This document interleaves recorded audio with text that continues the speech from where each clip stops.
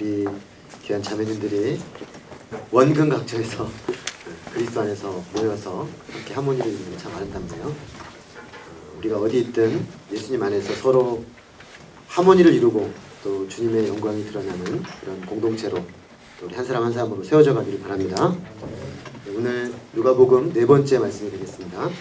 제목은 예수님의 족보와 나입니다. 잠깐 기도하겠습니다. 사랑하는 하나님 아버지, 주님의 은혜를 감사 찬송드립니다.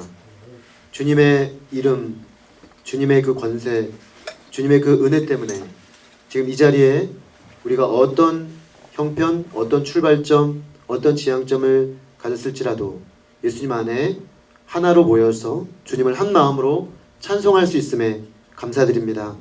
특별히 청년의 때에 인생을 하나님 낭비하지 않고 주님으로 말미암아 아름답게 또 가꾸어가며 하나님이 주실 열매들을 바라보며 믿음으로 한 걸음 한 걸음 걸어가는 우리 귀한 청년들을 축복하시고 이들의 마음과 삶 속에 하나님을 예배하는 기쁨과 감격이 있도록 하심에 감사합니다.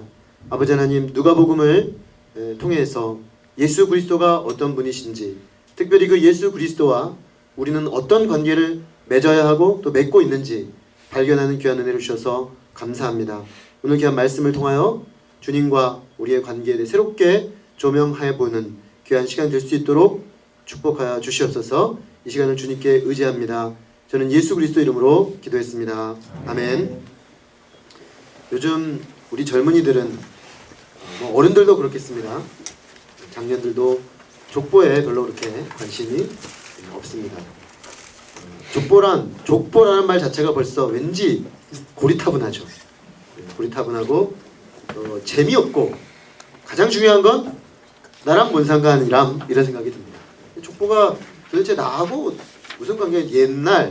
옛날 거 찾는 거 좋아하는 어른들에나 관심 있는 거지 나하고 족보가 무슨 상관이 있나. 그래서 아마 여기 있는 분들 대부분 족보를 그렇게 잘 본 적도 없을 거고 자기의 족보에 관심을 갖고 본 분도 상당히 적을 거다 이렇게 생각이 됩니다.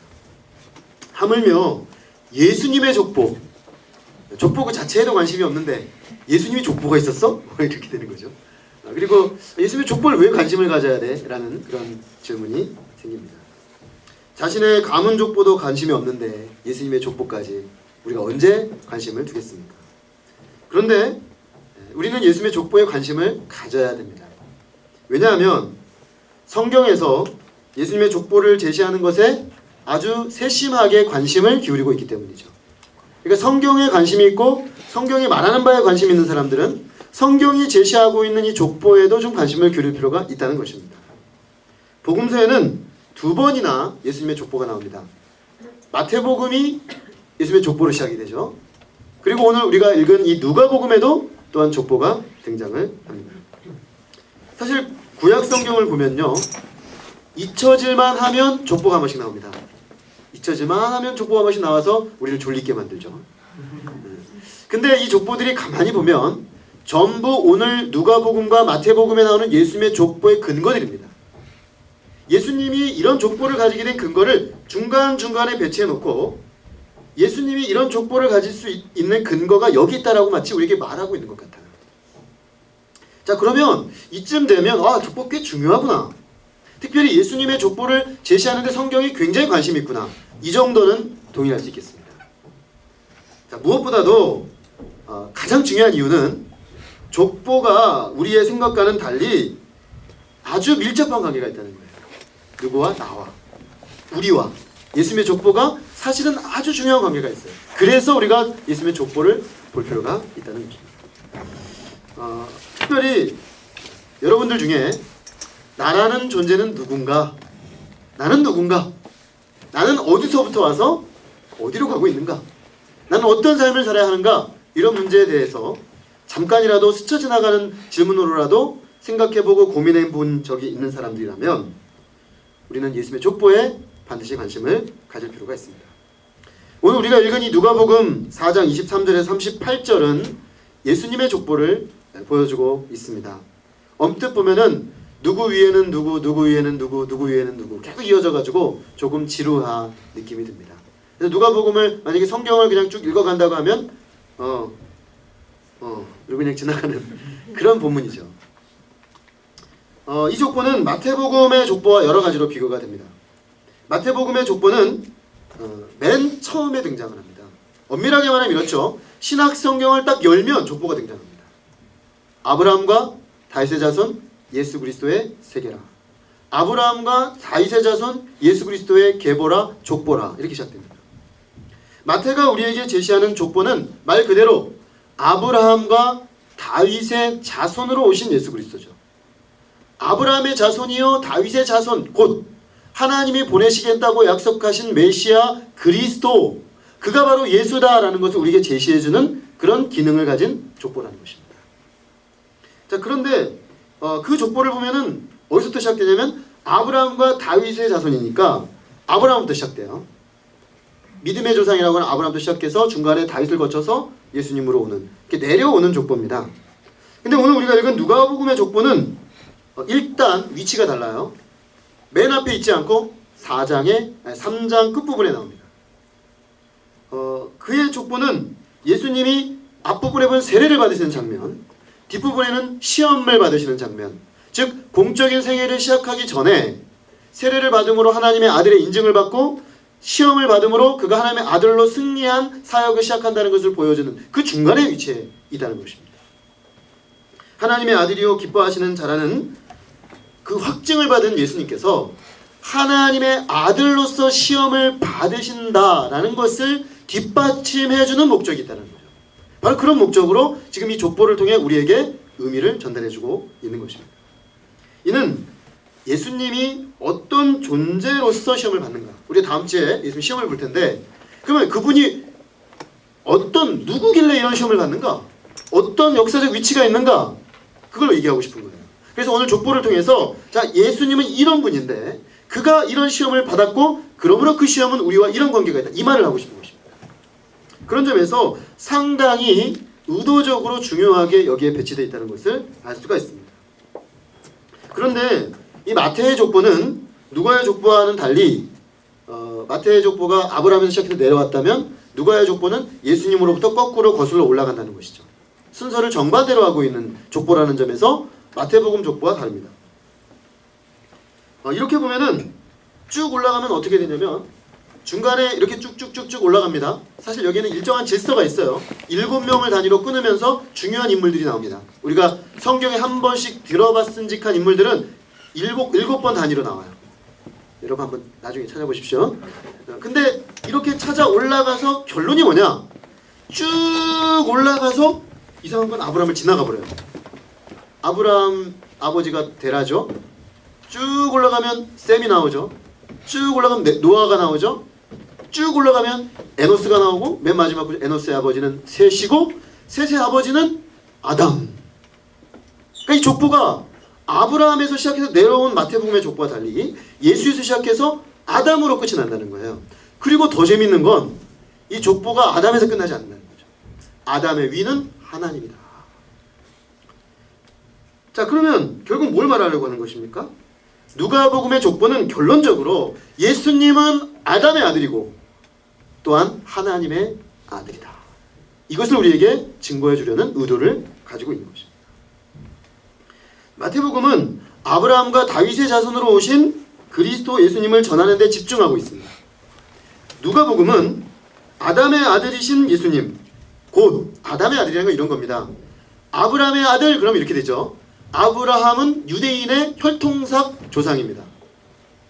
오늘날 세상에 존재하는 3대 종교, 유대교, 기독교, 이슬람교는 그들의 모든 출발점을 아브라함에서 찾아요. 유대인들은 혈통적 출발점이 아브라함이니까 맞죠. 이슬람은 자기들의 민족적, 신앙적 정체성의 기원이 아브라함이에요. 왜냐하면 아브라함의 본실처인 사라가 아닌 하갈이라는 이집트 여성에게서 사이에서 난 아이가 이스마엘인데 바로 그의 후손이 12종족으로 흩어진 것이 바로 오늘날의 아랍족이에요. 거기서 이슬람이 발전했죠. 그러니까 이슬람도 거슬러 올라가면 역시 아브라함에 기척해요. 우리 기독교도 역시 아브라함으로 갑니다. 왜?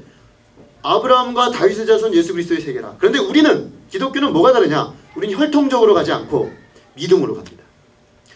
아브라함과 다윗의 자손 예수 그리스도를 믿음으로 우리는 믿음으로 영적인 아브라함의 자손이 됐다 이렇게 주장하는 거예요. 그러니까 결국 오늘날 지금도 지구촌을 시끄럽게 만들고 있는 이 종교적인 그 갈등을 가만히 놓고 보면 영적으로 해석해 보면 누가 진짜 아브라함의 자손이야? 라는 싸움이에요. 그것이 사실 그 밑바닥에 깔려 있는 거예요. 그럼 왜 이게 중요하냐? 아브라함의 자손이란 하나님의 자녀란 말이거든요. 그럼 누가 진정한 하나님의 자녀냐? 이 문제입니다. 마태복음은 약간 그런 관점이에요. 누가복음은 기원을 아담으로 올라갔어요. 즉 예수님은 아담, 모든 인류의 기원이죠. 아담에게서 모든 인류가 이렇게 다 시작되었으니까. 그 얘기는 모든 인류를 끌어안는 것이죠. 예수 그리스도가. 혈통적으로 유대인으로 한정되지 않고 모든 인류, 아담에서 시작된 모든 인류, 아담에서 시작된 것이 이제 예수 그리스도에서 뭔가 새로운 국면으로 들어가고 있다는 것을 보여주는 것입니다. 보편적 관점이라는 거죠. 누가복음은 보편적 관점에서 하나님의 구원을 많이 얘기합니다. 그래서 이방인과 여성들의 구원에 가장 관심이 많은 것이 누가복음이에요. 벌써 이 족보에도 그런 측면이 드러나 있다는 것입니다. 자, 또한 앞에 세례 사건에서 하나님께서 확인해 준 것처럼 이 족보로서 예수님이 하나님의 아들이 맞다는 걸 다시 한번 확증하죠. 예수님이 세례를 받을 때 하늘이 열리고 성령이 강림하면서 하나님 말씀하셨습니다. 이는 내 사랑하는 아들이요 내가 기뻐하는 자라. 하나님의 사랑받는 아들로서 예수님이 공적 생애를 시작하십니다. 그러면서 딱 족보를 누가가 펼쳐주는 거죠. 자, 족보상으로도 그는 하나님의 아들이 맞다. 우리 그 얘기를 하려고 하는 것입니다. 자, 여기서 우리는 이 족보를 통해서 예수님이 하나님의 아들이신데 온 인류와 연관되어 오신 분이다 라는 결론을 맺게 됩니다. 결국 이 족보는 이 말을 하려고 하는 것입니다. 자, 그렇다면은 이제 누가가 보여주는 예수님의 족보가 이해가 됐습니다. 아, 하나님의 아들이고 아담의 아들이다라는 것을 우리에게 보여주고자 하는구나. I see, got it. 자, 이해했어요. 근데 이게 나와 뭔 관계가 있냐? 이 질문이죠. 우리와 도대체 이 족보가 뭔 관계가 있냐? 여러분, 누가 나와 관계도 없는 족보를 들춰보겠습니까? 그러므로 그 문제를 한번 생각해 봐야 한다는 것입니다. 이 문제에 대한 답을 찾기 위해서는 누가복음의 기록자인 누가가 어떤 인물인가를 좀 생각해 볼 필요가 있습니다. 누가는 의사고 역사가인데 성경에 보면은 두 개의 성경을 썼어요. 아주 중요한 인물입니다. 누가복음은 전편 성경이고 후편 성경이 바로 사도행전이죠. 누가복음과 사도행전을 쓴 아주 중요한 기록자예요. 신약성경의 상당한 분량을 차지하고 있습니다. 바울과 함께 신약성경에 가장 많은 분량을 쓴 사람이에요. 자, 근데 이 사람이 언제 등장하냐면 사도 바울이 선교 여행을 할 때 2차 전도 여행을 하는 어느 시점에 갑자기 쓱 등장해요. 계속 3인칭으로 바울을 얘기하다가 어느 순간 우리가 이렇게 나와요. 그러니까 그때 누가가 합류한 거죠.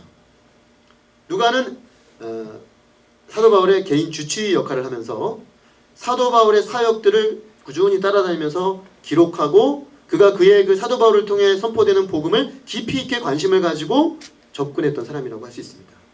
그러므로 그는 사도 바울의 동역자로서 사도 바울이 전한 복음 메시지에 아주 익숙한 사람이었습니다. 우리가 요한이 전한 복음, 마태가 전한 복음, 마가가 전한 복음, 누가가 전한 복음 4개의 복음서가 있는데 이 복음서들 속에는 사도들의 영향력이 있는 거예요. 마가복음은 베드로의 영향력, 누가복음은 사실은 사도 바울과의 관련성이 없을 수가 없다는 것입니다. 근데 흥미로운 건 이 각자의 복음이 다 4개지만 하나죠. 동일한 예수 그리스도를 말하고 있는데 특별히 이 누가의 복음에는 바울적인 요소들이 있을 수밖에 없다는 것입니다. 오늘 본문, 오늘 읽은 이 족보는 정확히 바울이 평소 강조하던 바입니다. 바울이 쓴 서신서가 13개가 있는데 그가 예수님에 대해서 고린도전서 15장에서 아주 흥미로운 주장을 했습니다. 15장, 고린도전서 15장 45절은 이렇게 말합니다. 기록된 바 첫사람 아담은 생령이 되었다함과 같이 마지막 아담은 살려주는 영이 되었나니. 첫사람과 마지막 사람, 첫사람 아담과 마지막 아담을 비교하면서 첫사람은 생령이 됐다. 이거는 창세기 2장 7절 말씀이에요. 하나님이 흙으로 사람을 지으시고 야차하려 하시고 그 코에 생기를 불어넣으시니 루아흐 하시니 그가 생명 곧 리빙 라이프 산 존재가 되었더라. 첫사람 아담은 흙을 가지고 빚어서 호흡을 불어넣어 빚은 존재 생명이에요. 이게 첫사람인데 마지막 아담이 있더라는 거예요. 그 마지막 아담은 살려주는 라이프 기빙 스피릿 생명 그 자체를 넘어서서 그 마지막 아담은 특징이 뭐냐면 생명을 부어주는 존재 생명을 주는 존재라는 거예요. 이 마지막 아담이 누구냐라는 질문이 생기죠. 47절을 가면 또 이렇게 말합니다. 첫사람은 땅에서 났으니 흙에 속한 자이거니와 둘째 사람은 하늘에서 나셨느니라. 앞에서는 마지막 아담 그랬죠. 근데 여기서는 둘째 사람이래요. 첫사람 아담은 흙에서 났죠. 그러니까 얘는 흙에 속한 자죠. 그러나 둘째 사람이 있을 것인데 그 둘째 사람은 하늘에서 난 존재인 거죠. 그래서 그는 그를 따라 하늘에서 나는 존재들이 있을 것을 암시하고 있습니다. 고린도전서 15장 22절은 이렇게 말해요. 아담 안에서 모든 사람이 죽은 것 같이 그리스도 안에서 모든 사람이 삶을 얻으리라. 사도 바울이 여기서 말하는 마지막 아담, 둘째 사람, 그는 곧 그리스도 예수입니다. 자, 그러면 예수님을 마지막 아담, 둘째 사람으로 제시하고 있죠. 사도 바울이. 누가의 족보는 이 두 사실을 그대로 반영하고 있습니다. 그리고 이 두 가지 사실이 바로 예수님의 족보와 우리의 관계를 말해주는 겁니다. 첫째로 누가의 족보에 의하면 예수님은 마지막 아담이죠. 아담에서 시작된 족보가 결국 예수 그리스도로 귀결됩니다.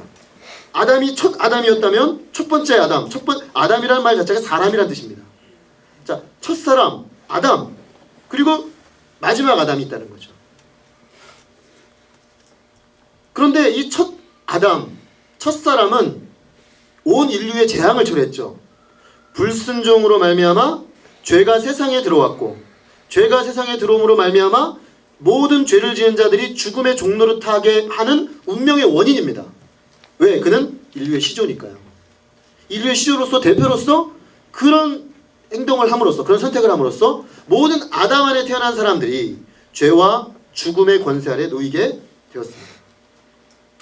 이게 바로 모든 인류를 뒤덮고 있는 불행과 절망이라는 현실의 출발점입니다. 예수님은 바로 이 첫사람으로 인해 들어온 죄와 사망을 패하고 죄 문제를 해결하고 사망의 권세를 정복하여 마침표를 찍기 위해 온 마지막 아담이라는 겁니다. 그러니까 이 세상은 아담 안에서 보면 절망이에요. 지금 이 세상에 벌어지고 있는 모든 일들은 왜 벌어지고 있는 거냐? 이런 안 좋은 일들. 그건 뭐냐면 아담의 본성을 가지고 있는 첫사람 아담의 본성을 가지고 있는 인간들이 벌이는 일이죠. 이대로 가면 절망이에요. 이대로 가면 망해요. 세상은. 소망이 없어요. 그러나 굿뉴스, 기쁜 소식은 뭐냐? 마지막 아담이 있다는 것입니다. 이 첫사람 아담이 저질러 놓은 문제 일으킨 이 세상을 바꿔놓는 마지막 사람, 그가 바로 예수 그리스도라는 것입니다. 그래서 첫사람 아담은 생명, 그저 살아있는 존재가 되었다면 마지막 아담은 라이프 기빙 스피릿, 이 세상에 죄로 인해 죽음으로 인해 죽어있는 존재들에게 생명을 주는 존재로 오셨다는 것입니다. 첫사람 아담과 우리는 필연적으로 연관되어 있죠. 우리가 지금 태어나서 살고 있다는 것 자체가 연관됐다는 겁니다. 우리는 아담 안에 있어요. 이건 우리가 선택한 건 아니에요. 주어진 겁니다. 자, 이처럼 첫사람 아담과 우리가 관계가 있죠. 여러분들이 부모를 선택하지 않았습니다. 여러분들이 가문을 선택하지 않았습니다. 마찬가지로 첫사람 아담에 태어나는 거 우리가 선택한 것이 아니지만 주어졌습니다. 그렇게 해서 우리는 첫사람 아담과 필연적으로 관련이 되어져 버렸어요. 우리가 좋든 싫든. 마찬가지로 마지막 아담과도 우리가 필연적으로 관련을 가져야 한다는 것이죠. 관련이 있다는 겁니다. 이 마지막 아담이 온 것은 우리와 연관이 있는 거라는 거예요. 그러니까 2000년 전에 저 유대 땅에 오셨던 그 예수 그리스도라는 그분이 마지막 아담이라고 한다면 그 사람은 그저 유대인일 뿐인 것이 아닙니다. 그 사람은 그저 목수의 아들로 힘이 없어서 로마의 힘에 굴복하여 죽은 사람이 아니라는 겁니다. 그 사람의 죽음이 우리와 관련을 맺게 돼 있다는 것입니다. 그가 그런 대표성을 띤 존재라고 한다면, 이 누가의 족보가 사실이라고 한다면 우리와 관련을 맺게 되는 것이죠. 그가 오시고 하신 일이 마지막 아담으로 우리와 연관되어 있다는 것입니다. 둘째는 누가의 족보에 하면 예수님은 둘째 사람이죠. 둘째 사람. 아담은 첫 사람입니다. 즉 첫 사람이라는 말 속에는 시조라는 말이 되는 것입니다. 인류가 아담에서 시작됐습니다. 이 세상 모든 사람은 아담 안에서 아담을 시조로 하는 존재로 태어납니다. 그래서 이게 한 라인이 있습니다. 한 라인. 첫사람 아담의 라인이 있는 것입니다. 자, 그런데 예수 그리스도가 와서 예수 그리스도로 인하여 둘째 사람이 만드는 라인이 생겨나기 전까지는 이 라인밖에 없었는데 이제 둘째 사람, 자, 아담형의 인간. 아담형의 인간은 뭡니까? 죄 가운데 태어나서 죄를 짓다가 죄의 결과 죽고 멸망할 수밖에 없는 이 아담 라인이에요. 이 저주받은 라인이에요. 그런데 둘째 사람은 새 인류의 시조예요. 그는 새 사람을 만들려고 오신 거예요. 이 조건은 우리가 그 말을 하고 있는 겁니다. 이제 하나님께서는 예수 그리스도 안에서 새로운 인류를 시작하는 겁니다. 그 인류는 아담이 일으킨 문제, 죄의 문제를 해결하고 그 죄가 필연적으로 가져온 죽음의 문제를 해결한 그런 사람이라는 것입니다. 그래서 죄와 죽음에 지배받는 인류가 아니라 하나님의 은혜와 생명의 다스림을 받는 인류를 창조하시고자 오셨다는 것입니다. 이를 위해 둘째 사람은 반드시 하나님께서는 보내야만 하셨습니다. 왜냐? 하나님은 이 첫사람 안에 있는 실패를 그대로 두고 보기를 원치 않으셨고 우리 인류가 하나님 원래 만드셨던 거룩하고 아름답고 영광스러운 존재로 회복되기를 원하셨던 겁니다. 그래서 그 일을 위하여 둘째 아담 그를 준비시키시고 마침내 이 계보대로 아담에서 흘러나오는 계보가 보십시오. 아담의 첫째 아들은 셋이 아닙니다. 아담의 첫째 아들은 가인이죠. 둘째 아들은 아벨이었습니다. 근데 가인이 아벨을 죽이죠. 왜? 이 가인은 아담의 죄의 라인입니다. 죄의 라인. 그래서 그 죄의 라인은 쭉 흘러갑니다. 여기에는 그 죄의 라인들이 배제되고 있습니다. 하나님이 선택하여 하나님의 보내신 둘째 아담을 보내기 위한 라인들이 준비되어서 결국 이렇게 쭉 온 겁니다. 오늘 우리가 본 이 족보는 바로 그 라인을 보여주고 있는 거예요. Life Giving Spirit, 둘째 사람, 새로운 인류를 만드는 그가 오기 위한 라인이죠. 하나님이 그것을 준비하고 보호하시고 우리에게 보내셨다는 것입니다. 자, 이제 예수님은 그 하나님의 아들이자 사람의 아들로서 새로운 인류를 창조하는 사명을 받았습니다.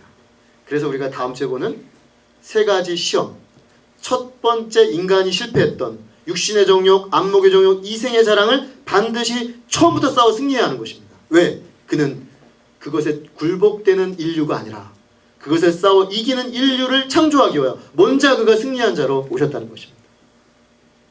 그래서 고린도전서 15장 22절에 이렇게 말하는 겁니다. 아담 안에서 모든 사람이 죽은 것 같이 아담 안에서 모든 사람이 죽었습니다. 그리스도 안에서 모든 사람이 삶을 얻으리라. 예수님이 주시는 생명 안으로 들어오게 된다는 것입니다.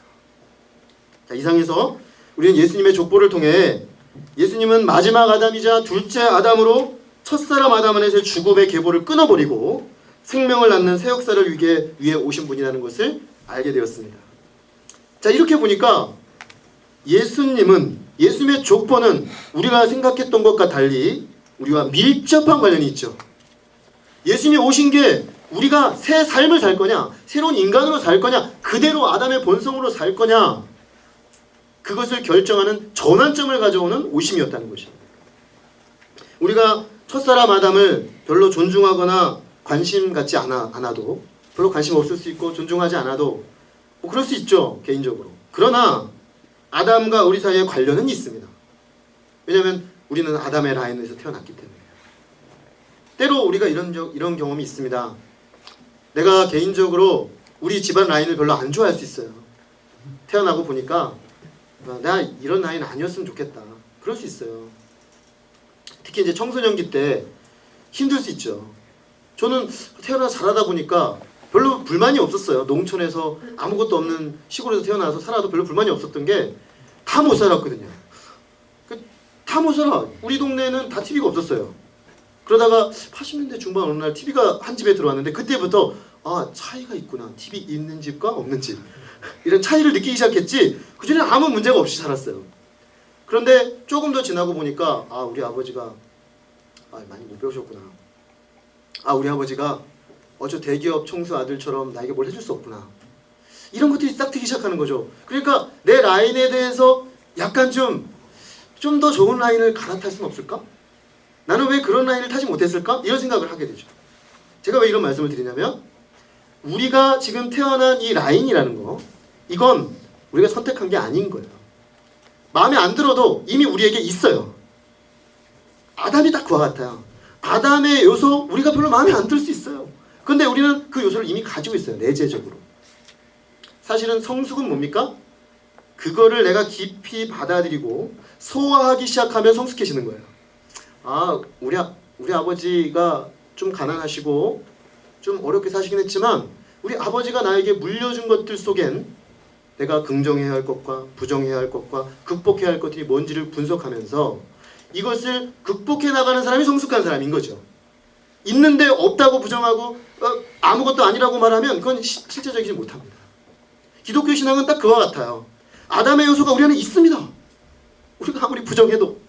그러면 그 있는 그 아담의 요소가 뭐냐를 알아야 해요.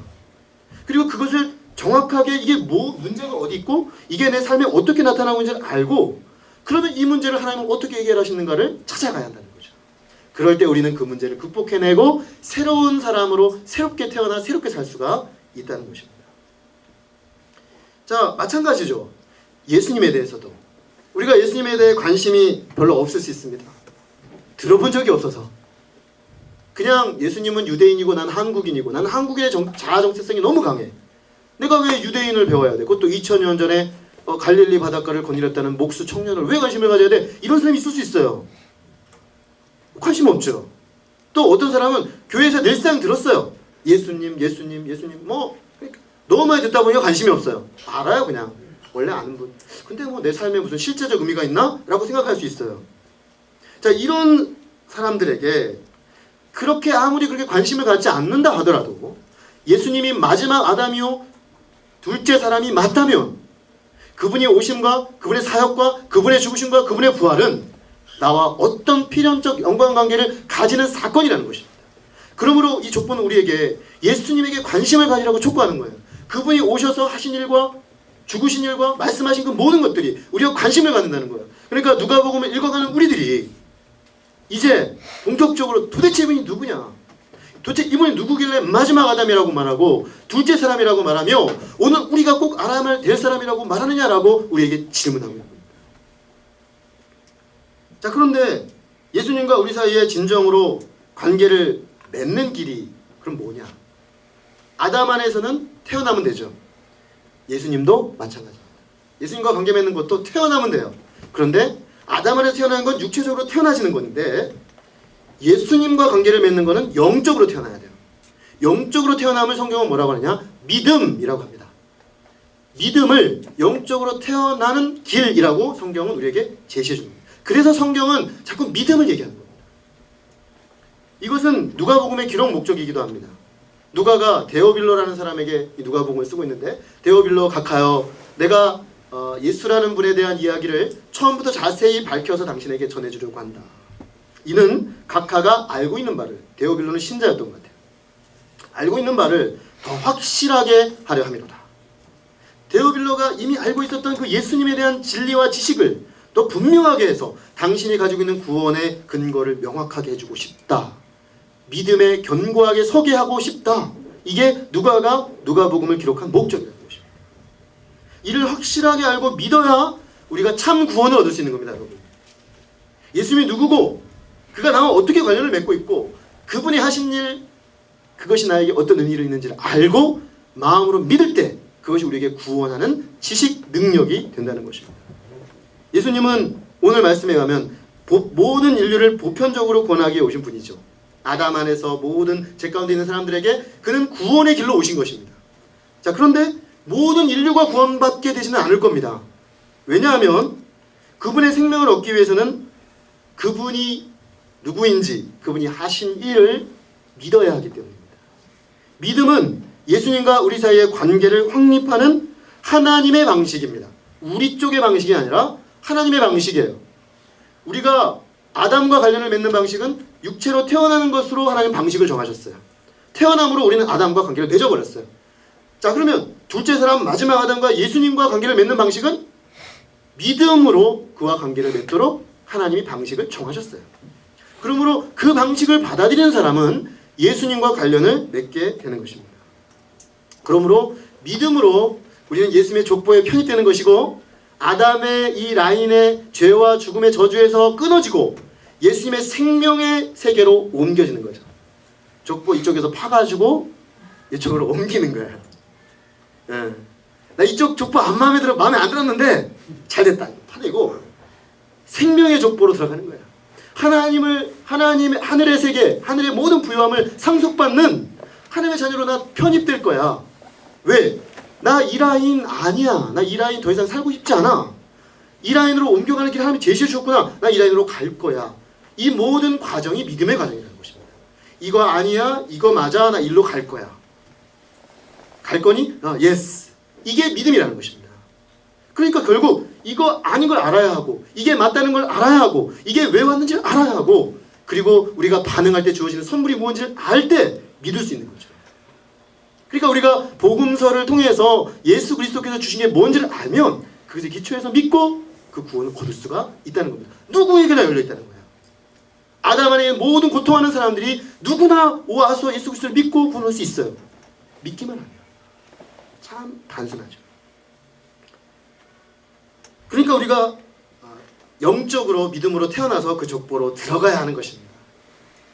제가 이 진리를 좀 이해를 돕기 위해서 죄송하지만 제 이야기를 좀 잠깐 하겠습니다. 저는 족보에 아주 관심이 없었던 사람인데 예수님을 믿고 나니까 어느 날 문득 예수님 믿다가 꽤 시간이 많이 지나서 10몇 년이 지났나 어느 날 문득 제 족보가 궁금해졌어요. 나는 도대체 나는 우리 아버지 할아버지까지밖에 몰라요. 할아버지는 제가 뵀는데 할아버지의 아버지 그 아버지의 아버지 그 아버지의 아버지의 아버지 올라가면 우리 집안엔 누가 있을까? 궁금하잖아요. 그래서 어느 날 제가 큰아버지 댁에 가서 큰아버지 족보가 있나요? 제가 여쭤봤습니다. 그랬더니 큰아버지가 굉장히 관심이 많으신 분이에요. 그래서 우리 종친의 임원이에요.